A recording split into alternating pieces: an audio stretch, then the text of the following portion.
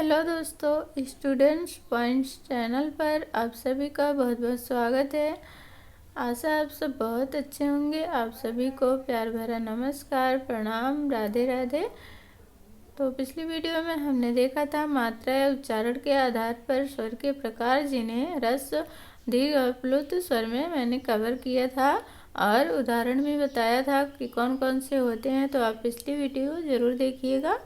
और आज की वीडियो में मैं आपके लिए लेके आई हूँ जीभ के प्रयोग के आधार पर स्वर के प्रकार। तो जीभ के प्रयोग के आधार पर स्वर के 3 प्रकार होते हैं।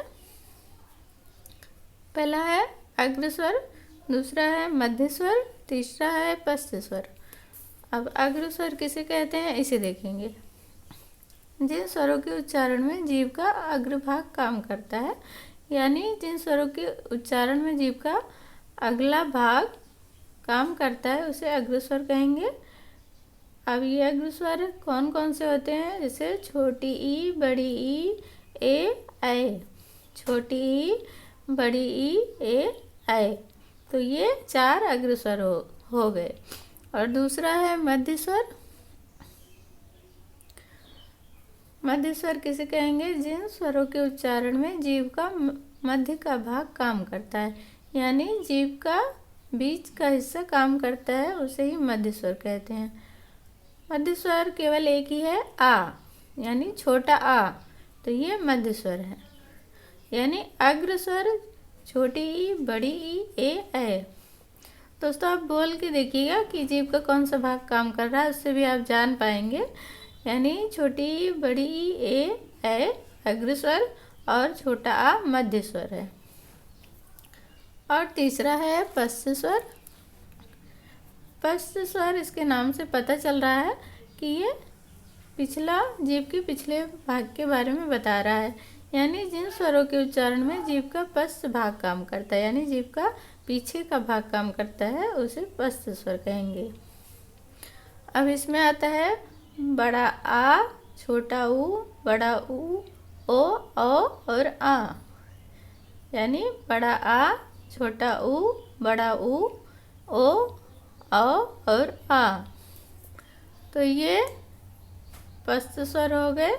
तो दोस्तों एग्जाम में पूछा जाता है कि इसमें अग्र स्वर कौन सा, ऐसे दे दिए जाएगा उदाहरण कि अग्र स्वर बताइए, मध्य स्वर बताइए, पश्च स्वर बताइए। परिभाषा नहीं पूछी जाती है, ये उदाहरण ही पूछे जाते हैं। तो इसे आप देख लीजिएगा, वीडियो को दोबारा देखिएगा, स्किप मत कीजिएगा। अब मैंने इसे नोट करके लिख दिया है एक जगह। तो अग्र स्वर कहेंगे छोटी ई, बड़ी ई, ए, ऐ, ये 4 होते हैं। और मध्य स्वर छोटा आ 1 होता है, ये मध्य स्वर 1 है। और पश्च स्वर बड़ा आ, छोटा ऊ, बड़ा ऊ, ओ, आ।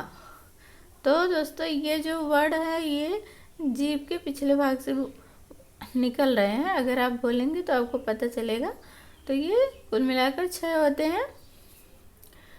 तो दोस्तों आज हमने देखा जीभ के प्रयोग के आधार पर स्वर के प्रकार। कल हमने देखा था उच्चारण के आधार पर स्वर के प्रकार। तो आप पिछली वीडियो ज़रूर देखिएगा और आज के वीडियो को पूरा देखिएगा बिना स्किप किए, आपको ज़रूर समझ में आएगा। और ये टॉपिक ऐसे हैं जो सभी एग्ज़ाम में पूछे जाते हैं। हिंदी तो सभी एग्ज़ाम में आती है। तो दोस्तों आपको वीडियो कैसी लगी कमेंट में बताइएगा ज़रूर, लाइक कीजिएगा, सब्सक्राइब ज़रूर कर लीजिएगा, ताकि मैं जो भी वीडियो अपलोड करूँ आपको ज़रूर मिले। तो दोस्तों आज के लिए इतना ही। मिलते हैं अगली वीडियो में अगले टॉपिक के साथ। तो सभी को राधे राधे।